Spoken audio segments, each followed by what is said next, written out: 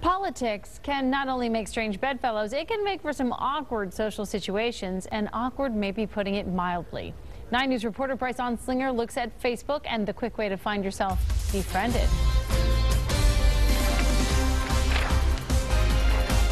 Experts say before social media, people knew who to avoid if they didn't want to hear opposing political views. But that has become much harder thanks to Facebook and has some people blocking their so-called friends. You'll see people post on Facebook about people posting on Facebook about political stuff. Brett Vonnewagen is like the 75% of Facebook users who experts say try to ignore political posts.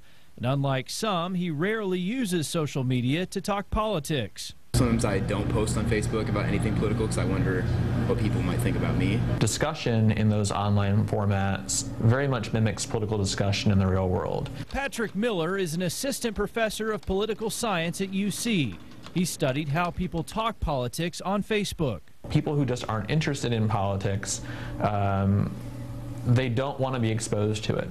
They tend to have more moderate beliefs, and they don't want to hear rabid ideologues and rabid partisans foaming at the mouth on Facebook about how great their candidates are, how stupid the other side is. Miller says only about 25% of Americans will comment on a political Facebook post they don't agree with.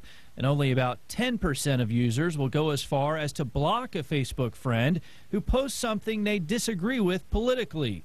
Miller says what Facebook does is bring the political discussion to more people, many of whom want no part of it and don't know how to deal with it. If they see Experts say before social media, people knew who to avoid if they didn't want to hear opposing political views. But that has become much harder thanks to Facebook and has some people blocking their so-called friends. Something on Facebook that they don't like, that they don't agree with it, they tend to ignore it. Miller says there's no indication that supporters of either party post more or less on Facebook, but he does say the more friends you have, the less likely you'll post about politics because you don't want to offend anybody.